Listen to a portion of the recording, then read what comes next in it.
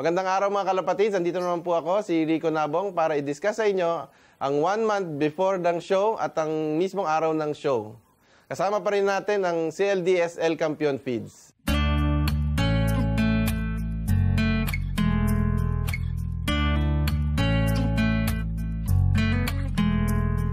Isang buwan bago ang show, mas pine-prefer ko ngayon na ibigay sa mga young birds or sa mga ilalaban natin ang breeder mix ng El Campeon kasi mataas ang protina nito. Kung makikita nyo ingredients, sigurado kikintab ang mga balahibo ng ating mga fancy pigeon.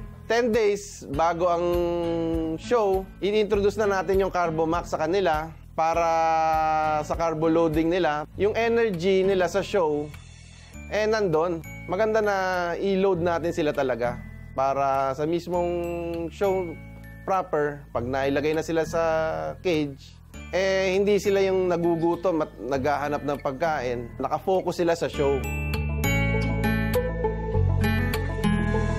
Meron kasing mga breed talaga na medyo mailap, ano? Mga English Carrier, may mga German Beauty din. 1 month before, masanay sila na nahahawakan kasi talaga nagwawala yung mga yan eh. Pag nagwala sila, masisira ang feathers. So yung mga medyo mailap, talagang kailangan natin i-familiarize sa show.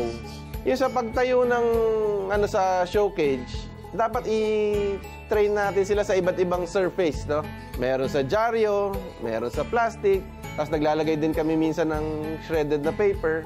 Familiarize sila sa iba-ibang surface para pag-apak nila kasi pag ang fancy pigeon nanibago, mawawala sila sa focus. Talagang hindi sila magpo-post ng maganda. Sa temperature naman, pagka medyo air condition ang pupuntahan natin, ay maganda mag-B-complex tayo, magbigay tayo ng mga supplements, ng mga B-complex para medyo may panglaban sila. Pero pagka open, walang aircon, more on regular feeds lang. Huwag yung masyadong mainit sa katawan. Pagka papunta na tayo sa venue ng show, syempre dapat natin i-consider na dapat pagdating doon, kung ano itsura niyan sa atin, ganyan din ang itsura niyan pagdating ng show. Dapat ang kahon natin yung medyo maluwag, magandang ventilation, maraming butas para talagang makahinga yung kalapate sa loob. Ngayon, na-discuss ko na sa inyo ang grooming, ang breeding, at ang mismong preparation ng 1 month before ng show at mismong show.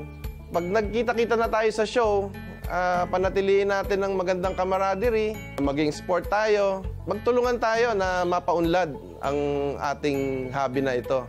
Maraming salamat din pala sa CLDSL Campeon Feeds. Tinutulungan nila tayo sa pag-develop nila ng mga feeds para sa ating mga fancy pigeon. Malaking bagay sila sa industriya. Maraming salamat, CLDSL Campeon Feeds. Dalawang bagong produkto mula sa El Campeon. MP29 at Carbo Max P. Ang MP29 ay ready mix maintenance for flyer at fancy pigeon. Ang Carbo Max P ay carbo loader, feed enhancer at recovery feeds. Ang MP29 ay balansyadong formula na pinaghalong whole grains at super micro pellet para sa maintenance ng ating mga ibon.